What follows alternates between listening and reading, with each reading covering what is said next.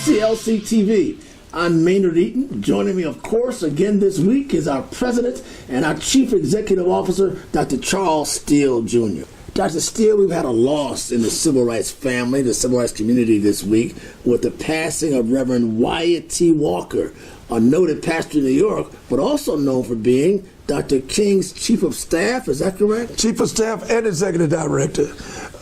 He's one of the ones that uplift you. People have called me from all over the country and wanted a statement. What's my opinion of Reverend Walker? Y.T. Walker was a motivator, a gifted orator. He was a great orator. He was one of the greatest orators, second only to Dr. King, and many other leaders and preachers. But the man could preach. I don't know if you heard it. The man could preach, and he actually was installed by Dr. King just a few weeks, maybe a month before Dr. King was assassinated. In other words, his first church in New York, Dr. King installed him. He installed him. And Y.T. Walker, this is what I really like about him.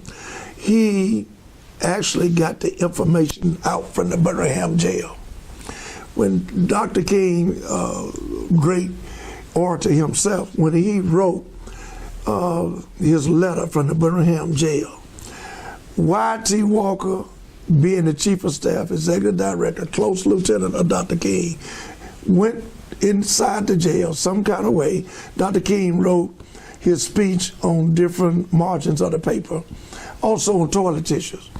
Y.T. Walker got it, and along with one or two other persons, disseminated it and actually exposed it and released it to the press and to the whole world. Also snuck a picture of Dr. King. He certainly did. It was unheard of back in those days. Unheard of back in those days.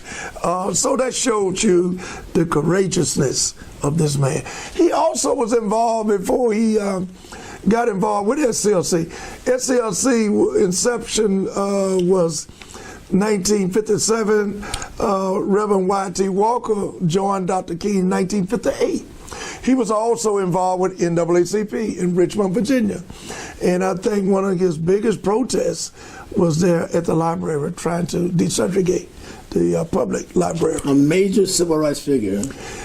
As well as nationally, internationally.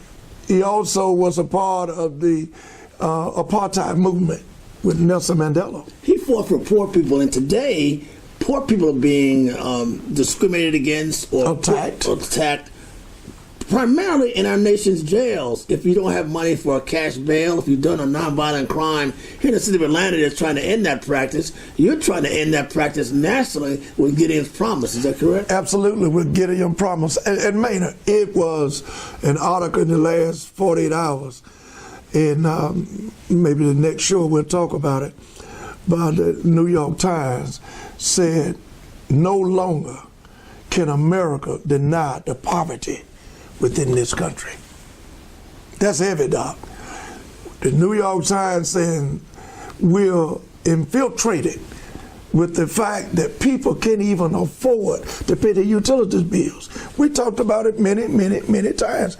Not just African American poor people. 140 million people go to work every day, living from check to check. Dr. King was killed for two reasons. I'm saying it again, repetitiously. He was killed for his opposition to the Vietnam War when he spoke at Riverside Church, 1967, in New York. And number two, he believed in the redistribution of the wealth. He said that we can eradicate poverty in this country. And today, unfortunately, here in Atlanta and across the country, poor people are being kept in jail because they can't afford minimum bonds. Absolutely. And many of those who are being incarcerated not only have health issues, but they have mental issues. Thank you, Dr. Steele.